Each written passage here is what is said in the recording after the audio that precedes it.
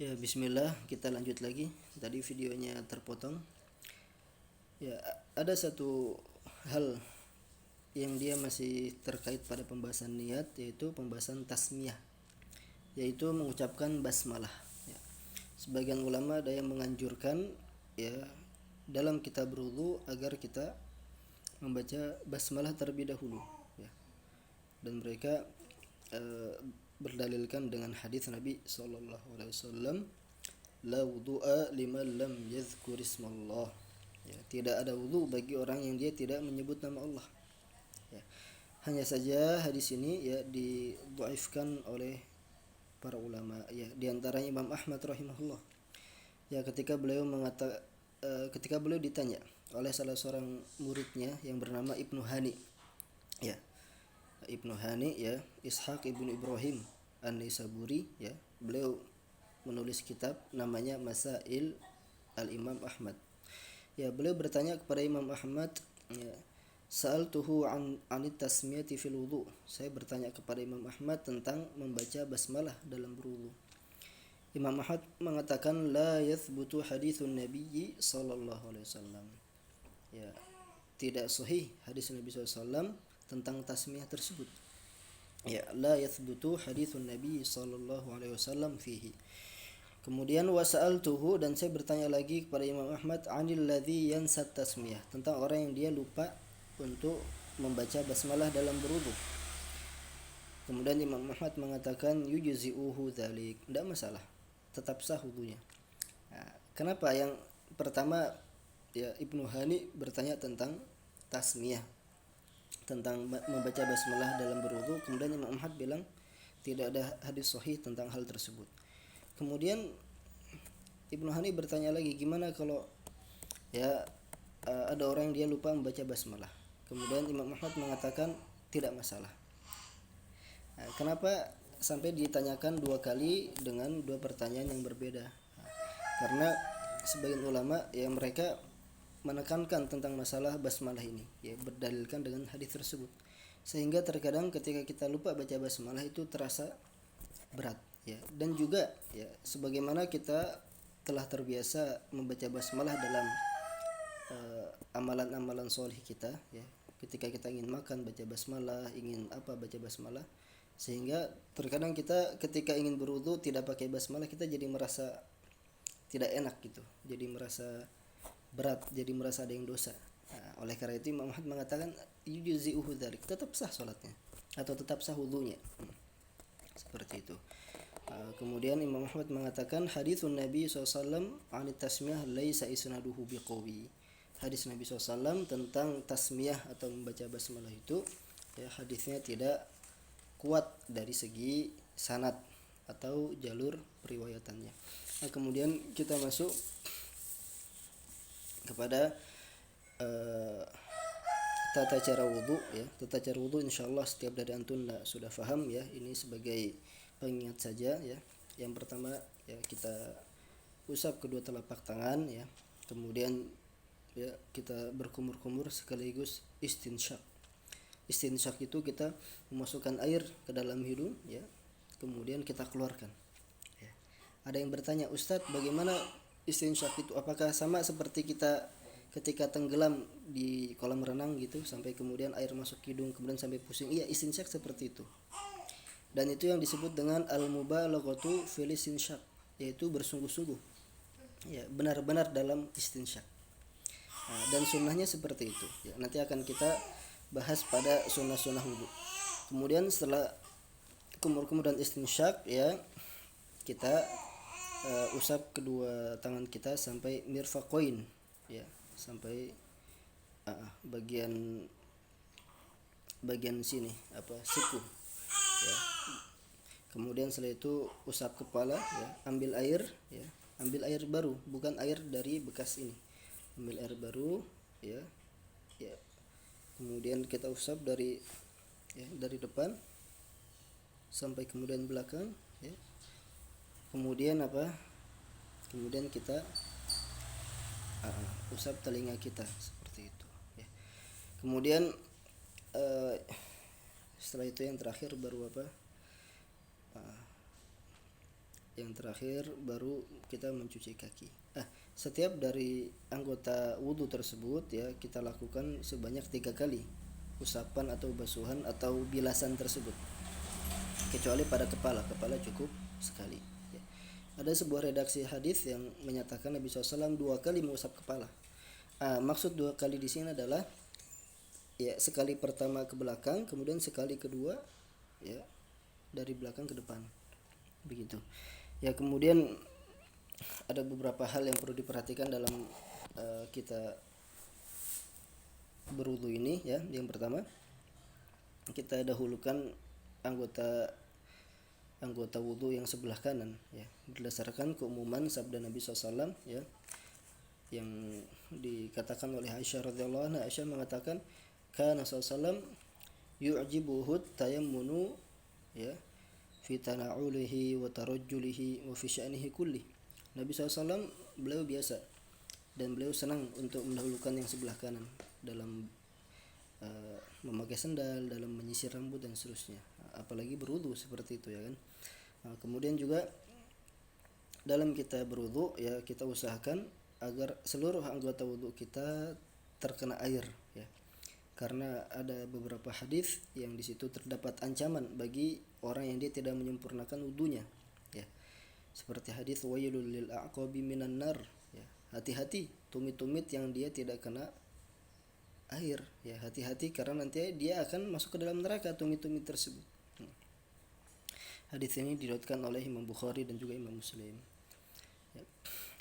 Untuk jumlah bilangan seperti yang Ustaz bilang tadi, semuanya berjumlah 3 kecuali mengusap kepala tadi. Hanya saja kalau misalkan ya kita terburu-buru dalam wudu, boleh kita usap atau boleh kita berwudu sebanyak 2 kali usapan ya dalam seluruh anggota wudu tersebut ya, 2 atau bahkan 1 ya, karena ada dalilnya. Hanya saja batas maksimalnya 3 ya, tidak boleh lebih dari 3 ya, karena dalam hadis yang diriwayatkan oleh Imam Ahmad dan juga Imam An-Nasa'i ya, dari hadis Amr bin As ya, setelah Amr bin As menjelaskan tentang tata cara wudu ya, Amr bin As ini beliau meriwayatkan hadis bahwasanya ada seorang datang ke Nabi SAW kemudian bertanya tentang tata cara wudu, kemudian Nabi SAW mempraktekannya. Kemudian pada akhir hadisnya Nabi SAW mengatakan ya hadzal wudu, inilah wudu, demikianlah wudu yang sebenarnya. Faman zada ala hadza, barang siapa yang dia menambahkan ya, baik itu menambahkan dari segi jumlah, kemudian menambahkan dalam artian berlebih-lebihan dalam menggunakan air ya, nanti akan kita bahas ya, faqad asaa, maka dia telah berbuat buruk, wa ta'adda, dan berlebih-lebihan, wa zalama, dan juga dia telah berbuat zalim. Oleh karena itu Imam Ahmad rahimahullah beliau juga mengatakan barang siapa yang dia ya mengusap bagian tubuh atau bagian anggota tubuh yang seharusnya diusap 3 kali tapi dia mengusapnya lebih dari 3 kali, maka dia adalah rajulun mubtala, orang yang dia terkena musibah, orang yang dia terwanti-wanti, orang yang dia terancam ya, karena ancaman dalam hadis tadi ya, atau ungkapan dalam hadis tadi yang Ustaz sebutkan sangat berat sekali. Faqad asaa, dia telah berbuat buruk, wa ta'adda, dan melampaui batas, wa zalama, dan dia telah berbuat zalim ya. Kemudian sunnah-sunnah wudu ya, yang pertama adalah ya isbagul wudu. Isbagul wudu itu menyempurnakan wudu, bahkan bisa dikatakan ini bukan sunnah tapi ini sebagai penyempurna dari wudu ya. Dan hadis tentang ini tadi sudah Ustaz sebutkan, wailul lil aqabi minan nar, hati-hati tumit yang tidak terkena air ya, nanti dia akan masuk ke dalam neraka. Kemudian juga sebuah hadis yang diriwayatkan oleh Imam Ahmad ya, dan juga Imam Abu Dawud ya, bahwasannya Nabi SAW ya, anna Nabiy sallallahu alaihi wasallam, bahwasannya Nabi SAW ra'a rajulan, melihat seseorang, yusalli wa fi dhahri qadamihi lum'atun qadra dirham lam yusibhul ma, atau lam yusibhal ma. Nabi SAW ya suatu kali melihat ada orang habis wudu ya, tapi ternyata di kakinya itu, di kakinya ada sebesar koin dirham yang dia tidak kena air ya, yang dia tidak terkena air. Fa amarahu Nabi sallallahu alaihi wasallam. Kemudian Nabi SAW memerintahkan pada orang tersebut an yu'idal wudu'a was shalah, untuk mengulang wudu dan sholatnya. Jadinya ceritanya orang tadi sudah sholat, selesai sholat, Nabi SAW melihat kok masih ada di bagian kakinya itu yang belum kena air. Seperti itu. Ya, di bagian kaki bawah, dan itu emang yang terbiasa kan, ketika seorang terburu-buru kadang-kadang lupa ngusap kaki bagian kaki bagian bawah atau bagian atas juga ya. Itu semua disebabkan karena apa? Disebabkan karena terburu-buru dalam berwudu. Nah, kemudian juga diantara sunnahnya dalam berwudu adalah kita menyela-nyela jari, ya, menyela-nyela jari jemari, entah itu jari jemari tangan maupun kaki. Kemudian juga diantara sunnahnya yang tadi sudah sempat disinggung, yaitu tentang kita bersungguh-sungguh dalam beristinsyak, ya.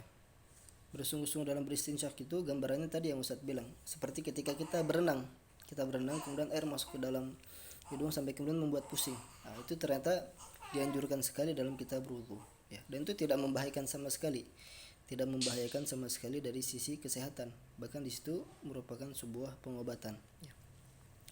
Ya, dan Nabi SAW, ya, ketiga hal ini, ya, kita menyempurnakan wudu, kemudian menyela-nyela jari, dan juga kita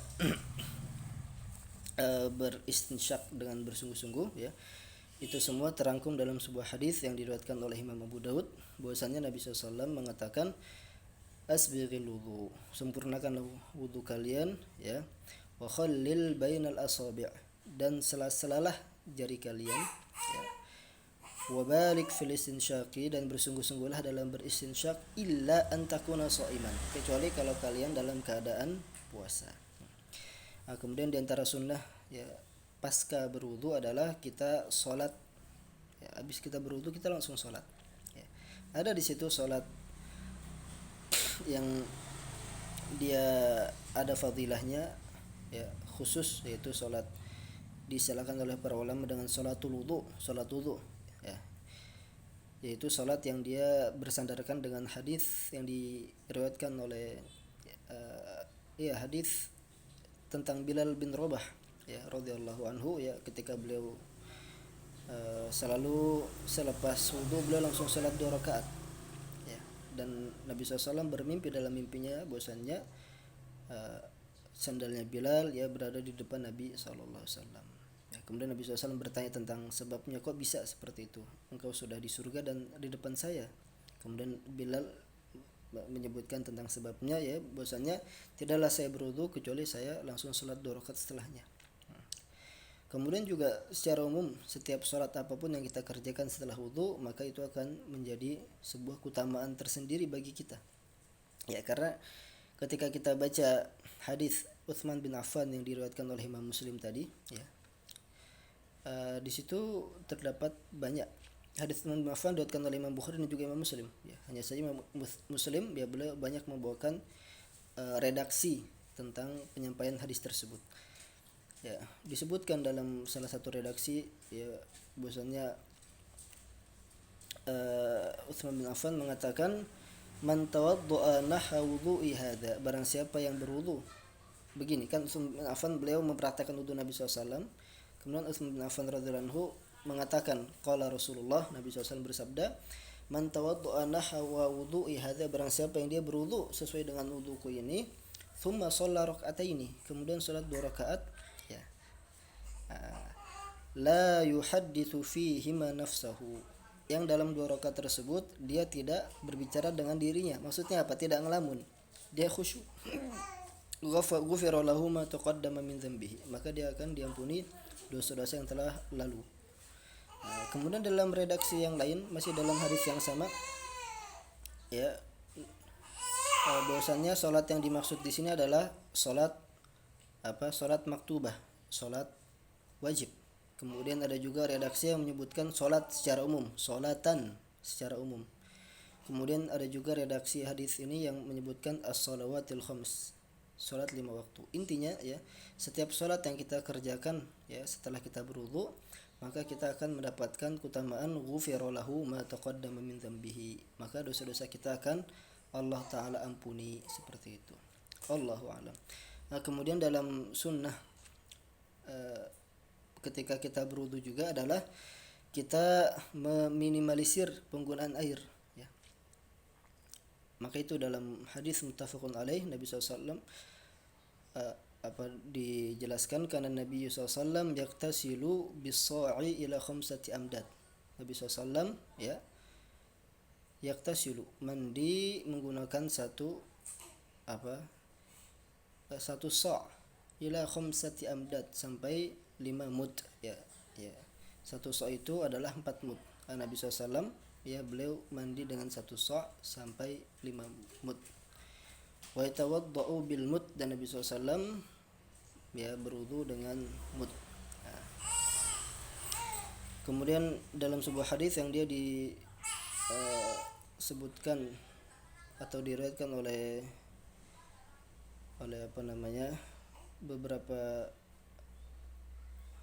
beberapa kitab ya, dalam Musnad Ahmad ya, diantaranya Nabi SAW suatu ketika yang melewati Sa'ad bin Abi Waqqas sedang berwudu, ya. Kemudian Nabi SAW melihat Sa'ad bin Abi Waqqas ini terlihat boros dalam menggunakan air.